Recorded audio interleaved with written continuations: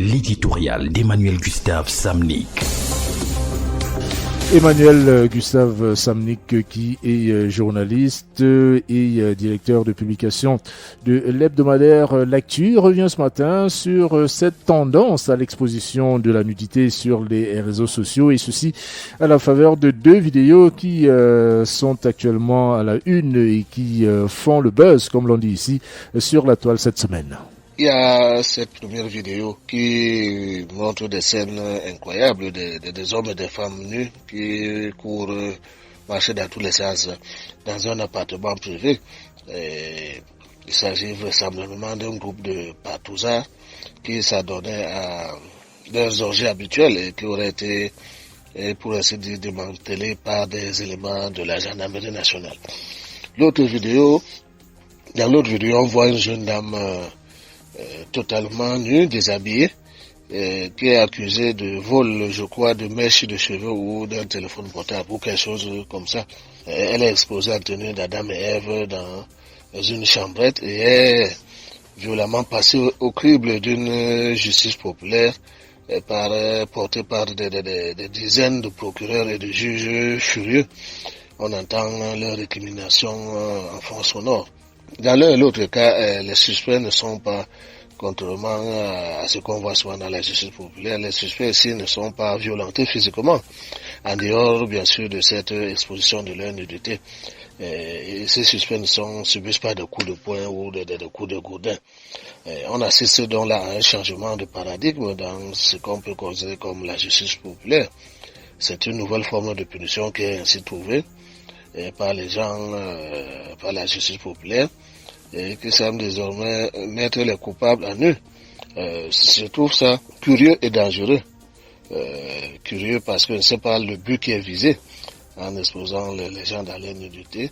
Et c'est dangereux parce que ces images circulent librement, y compris auprès des mineurs, des enfants qui peuvent les voir et n'y rien comprendre, notamment concernant les valeurs de notre société. Vous parlez là des effets de foule. Pensez-vous qu'il est possible de discipliner cette foule?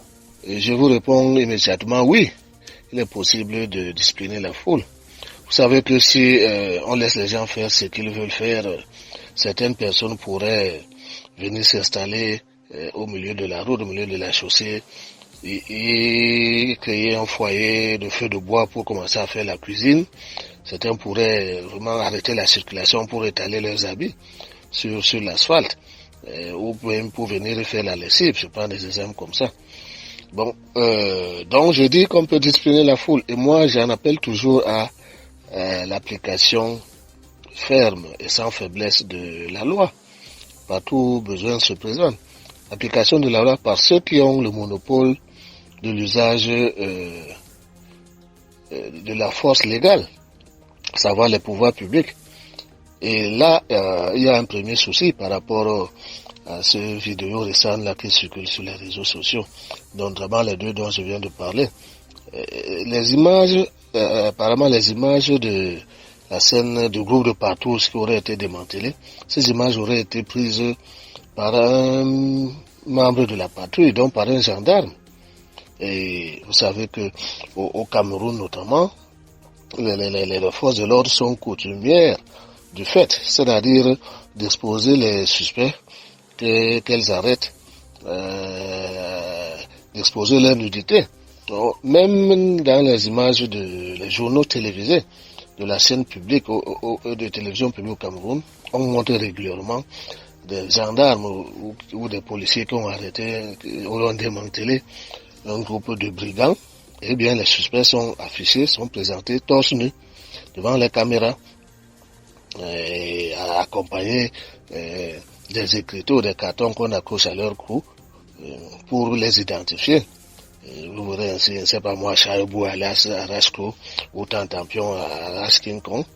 C'est ce nom de bandit-là. Mais la particularité, la curiosité, c'est qu'on les affiche en déshabillés, généralement en petites culottes, où l'on découvre d'ailleurs que ces bandits-là, ils ne font pas grand-chose avec l'argent qu'ils arrachent aux honnêtes citoyens, parce qu'en termes de petites culottes, on en voit de toutes les couleurs, parfois des shorts crasseux, pour ne pas en dire davantage.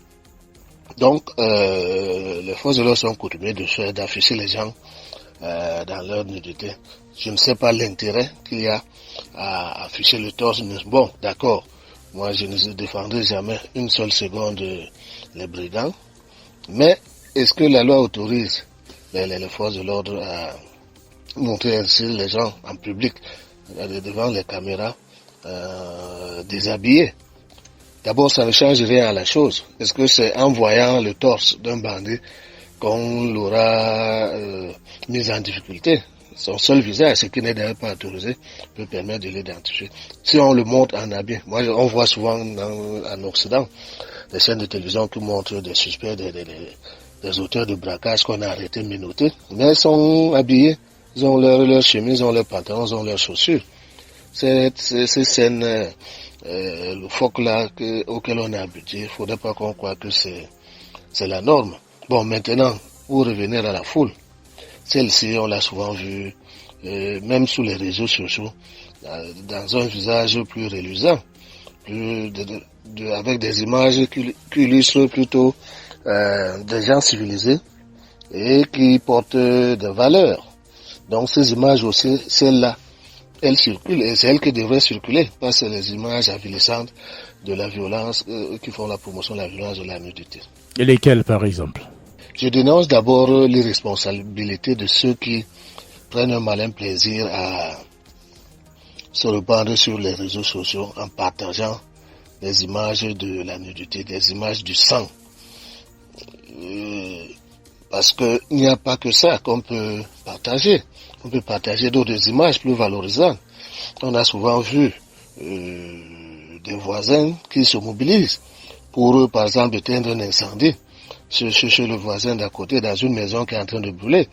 On a vu des passants se mobiliser, toute activité cessante, pour venir au secours des accidentés au cours d'un grave accident de la route, ou bien d'une inondation, ou bien après le fondement d'un immeuble. Et pas seulement chez nous. Nous avons encore en mémoire les images de cet émigré clandestin africain qui a été célébré en héros il y a quelques mois ou quelques années en France, à Paris plus précisément, puisqu'il avait réussi à escalader les murs d'un immeuble qui était en feu pour y aller sauver un bébé. Donc c'est ce genre d'image que nous aimerions voir et qu'il faudrait promouvoir. Donc nous disons non à la promotion de la nudité dans les médias, que ce soit les médias classiques ou les nouveaux médias, les réseaux sociaux, pour quelque raison que ce soit. Nous disons non à la promotion de la violence, non à la promotion de l'indécence. Et nous sommes pour la promotion des valeurs et pour la défense de la pudeur dans l'espace public. Emmanuel Gustave Samnic, journaliste et directeur de publication de l'hebdomadaire L'Actu.